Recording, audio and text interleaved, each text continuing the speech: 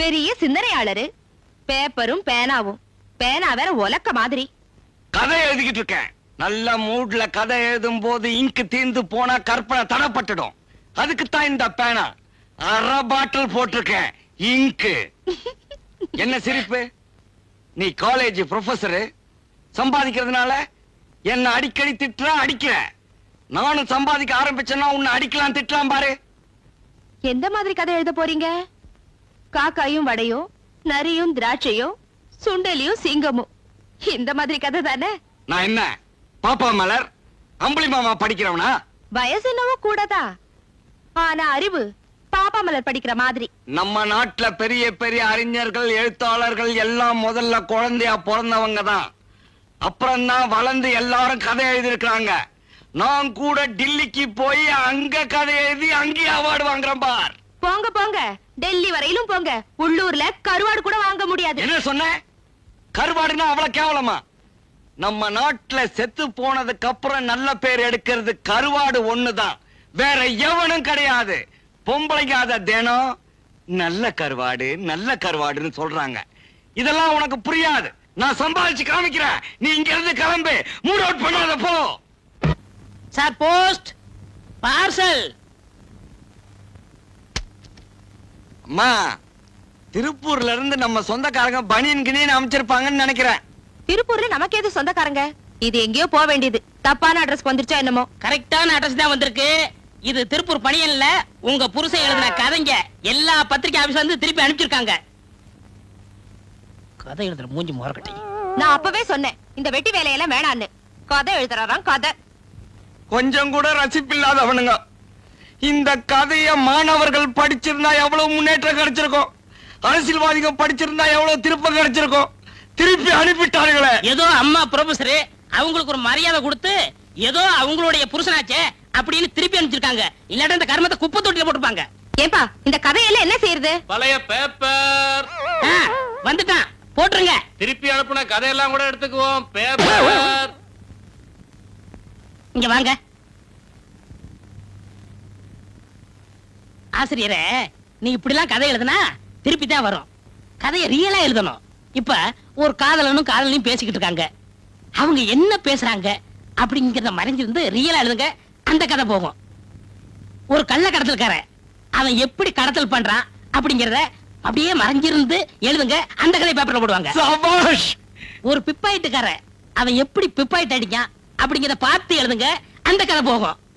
நீங்க மட்டும் இப்படி எழுதிட்டீங்க, ஒரு வருஷத்துல நீங்க ஓஹோன்னு ஆயிரலாம். அருமையான யோசனை. பிச்சு புடுற பிச்சு. அப்ப நான் வரட்டுங்களா? வர்றேன் வர்றேன். டார்லிங், ஹனிமூன் கொடைக்கானல் போலாமா? போலாங்க. ஓகே. அருமையான காதலர்கள் காதல் மேட்ரு பேசுறாங்க. அப்படியே கவர் பண்ணுவோம். அங்க போய் ஒரு அருமையான காட்டேஜ் புக் பண்ணி. என்னங்க அப்போ இனி நைட்டே கொடைக்கானல் போலாங்களா? கல்யாணம் ஆறதுக்கு முன்னாடியேவா? அதெல்லாம் அப்புறம் பாத்துக்கலாங்க. அப்புறம் பாத்துக்கலாமா? எதை அப்புறம் பாத்துக்கலாம்னு சொல்ற? கல்யாணத்தை தான் சொல்றேன், புரியலையா? கொடைக்கானல்ல குளிர் அடிக்கும், ஒரே கம்பளி போத்தி படுத்துக்கலாம். ஒரே கம்பளியா? ஆமா, அப்பதானே பிரியாம இருப்போம். ஒரே கம்பளில படுத்தா நீங்க சும்மா இருக்க மாட்டீங்களே. ஏன், என்ன செய்வேன்? முதல்ல கணத்துல கை வைப்பீங்க. இப்படியா? அப்புறம் அதுக்கப்புறம் தோல்ல கை வைப்பீங்க. இப்படியா? அதுக்கப்புறம் உங்களுக்கு தெரியாதாக்கும். கொஞ்சம் விட்டா போதுமே. கையிடுங்க. கை இங்க தானே இருக்கு. இன்னொரு கை இதோ இருக்கு.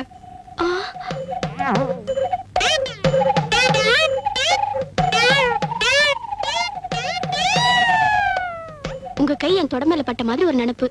ஓன் தொட மேல நான் ஏன் கையை வைக்கிறேன்? வேற எவனா வச்சிருப்பான். சரி, கொடைக்கானல் அப்புறம் பாத்துக்கலாம். இப்போ ஒரு முத்தம் கூட. ஐயே, இங்க எல்லாரும் பாக்குறாங்க, நான் மாட்டேன். பார்த்தா என்ன, நம்ம தான் கல்யாணம் பண்ணிக்க போறோமே. அதுக்குன்னு இடம் பொருள் இல்லையா? இங்க நான் கொடுக்க மாட்டேன். ஏய், சத்தம் இல்லாம ஒரு முத்தம் கூட. கேட்க மாட்டேன் தம்பி.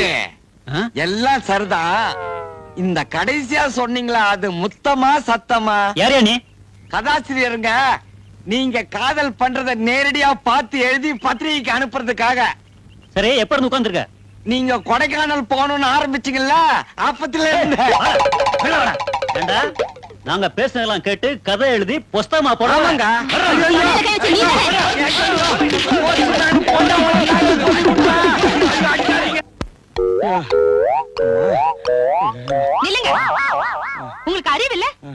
கதை எழுதுறாரா கதை. அந்த பொண்ணை யாரு நினைச்சுக்கிட்டு இருக்கீங்க? எங்க காலேஜ் ஸ்டூடெண்ட். அவளை கட்டிக்க போறவன். காதல் கதை எழுதுற மூஞ்சியை பாரு. அந்த பொண்ணு என் ஸ்டூடெண்டா இருந்ததுனால இதோட தப்பிச்சீங்க. இல்லன்னா அடிச்சே கொன்னு இருப்பாங்க. இனிமே அந்த மாதிரி பண்ணுனீங்க, நானே என் கையால உங்க நிறுத்துங்க. கொண்டாட்டி போய் புருஷங்களுக்கு நினைக்கலாமா? தப்பு இல்ல. ஏதோ தெரியாம நடந்து போச்சு, மன்னிச்சிருங்க. இவர் வந்ததுனால தப்பிச்சீங்க. பெட்ரூம் அவங்க கவனிச்சுக்கிறேன். இங்க வாங்க. என்ன சார் ஆச்சு? இதுதான் ஆச்சு. என்ன? நீ காதல் ஜோடியை போய் நேரா பார்த்து எழுத சொன்னியா? 2 லவர்ஸ் பேசிக்கிட்டு இருந்தாங்க.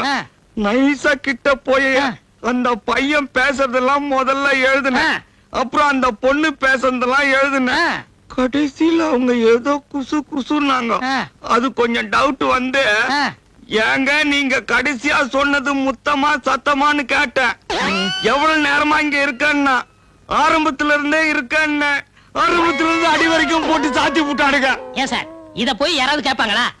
ஏதோ ஒளிஞ்சிருந்து எழுதுறாமா, ஓடி அந்த அம்மன் இருக்காம இத போய் கேட்டிருக்கீங்களே, இதுக்கு அடிக்காம முத்தம் கொடுப்பாங்களா? சரி, அதை விடுங்க. அடுத்து கள்ள கடத்தக்காரவங்க, அவங்க எப்படி தங்க கடத்துறாங்க அப்படிங்கறத ஒளிஞ்சிருந்து எழுதுங்க. கள்ள கடத்தல், அதுல முத்தமா சத்தமானு கேட்க வேண்டியது இல்லையா? இதுல கரெக்ட் பண்ணிடலாம். நீங்க சொல்றதெல்லாம் டேஞ்சராவே இருக்குதா? என்ன கள்ள கடத்தல் கதை தானே எழுத சொன்னேன், அதுல என்ன டேஞ்சரு?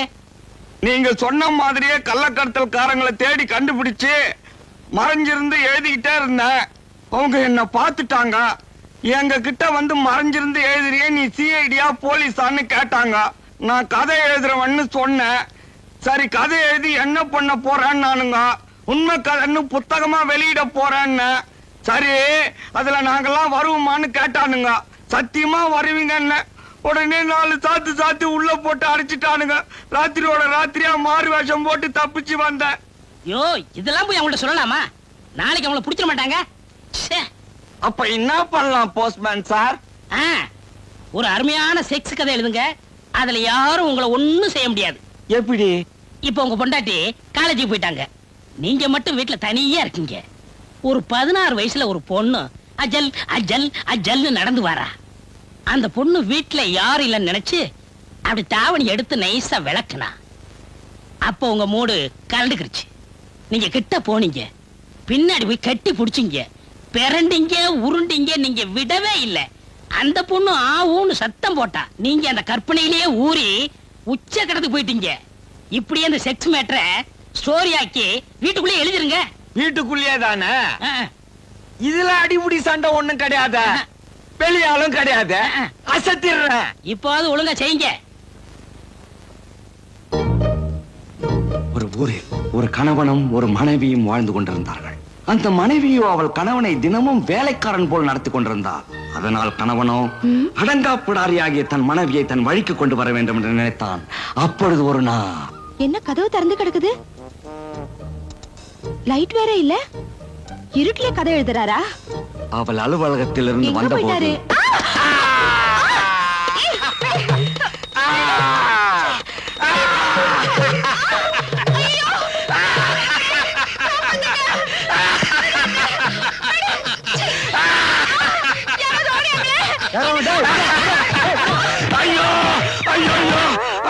புருஷன் முண்டாட்டி தானே இப்படி ஊரே கூடி பாக்குற அளவுக்கு இப்படி நடந்துக்கிறது? கருவு இருக்கா? அந்த போஸ்ட்மேன் அடி பையன் வந்தாமா, ராப்பிங் கதை எழுது, அதுதான் மார்க்கெட்டுக்கு நல்லா இருக்குன்னாமா. நான் அந்த மூடுலயே இருந்தேனா, எப்ப இருட்டுச்சு எப்ப நீ வந்தனே எனக்கு தெரியலம்மா.